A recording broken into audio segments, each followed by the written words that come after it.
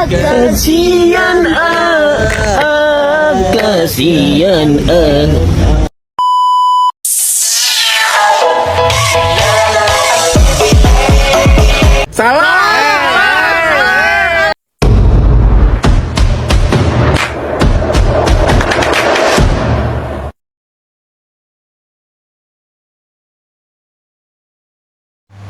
Assalamualaikum warahmatullahi wabarakatuh.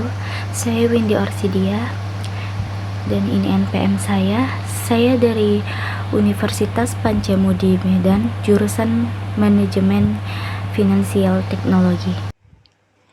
Di sini saya akan membahas investasi obligasi. Indonesia merupakan negara yang berada di tengah-tengah negara lain. Indonesia memiliki perusahaan dengan peningkatan yang sangat cepat.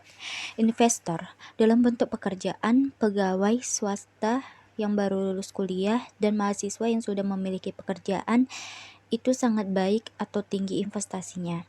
Dalam segi umur, banyak investor berusia kurang dari 30 tahun, dan dalam segi gender, banyak investor yang merupakan laki-laki.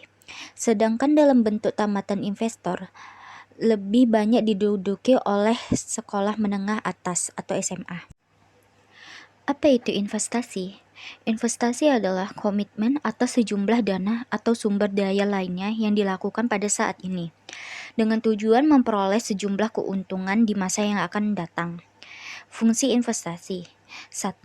Investasi merupakan salah satu komponen dari pengeluaran agregat, sehingga kenaikan investasi akan meningkatkan permintaan agregat, pendapatan nasional, serta kesempatan kerja.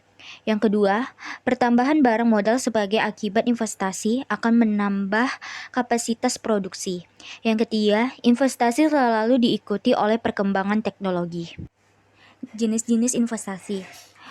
Investasi menurut bentuknya. Yang pertama, investasi pada aset real. Investasi yang dilakukan dengan membeli aset real berupa tanah, bangunan, kendaraan, emas, dan yang lainnya. Yang kedua, ada investasi pada aset finansial.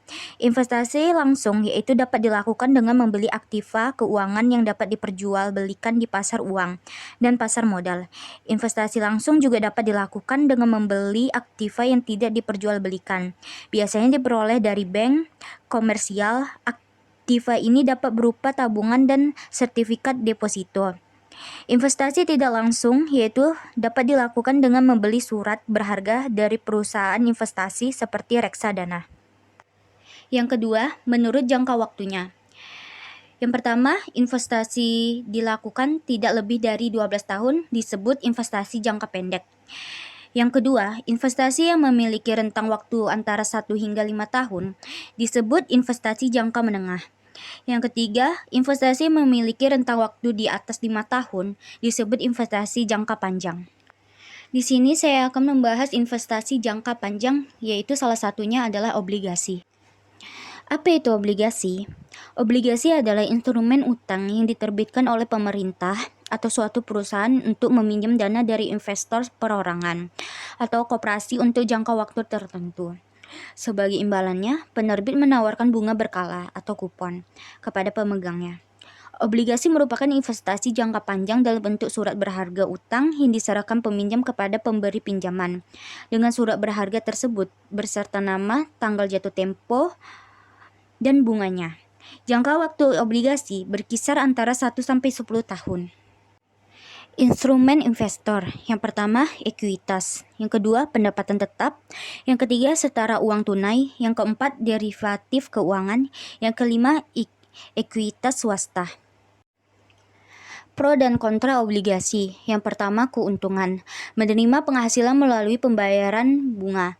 Kekurangannya, obligasi memberikan imbalan hasil yang lebih rendah dibandingkan saham. Yang kedua, keuntungan pemegang obligasi hingga jatuh tempo dan dapatkan kembali seluruh pokok. Kekurangannya, perusahaan dapat gagal membayar obligasi yang kita tanam. Yang ketiga, keuntungan untuk jika Anda menjual kembali obligasi tersebut dengan harga yang lebih tinggi. Kekurangannya, imbalan hasil obligasi bisa tertunda. Sekian dari saya, terima kasih. Assalamualaikum warahmatullahi wabarakatuh.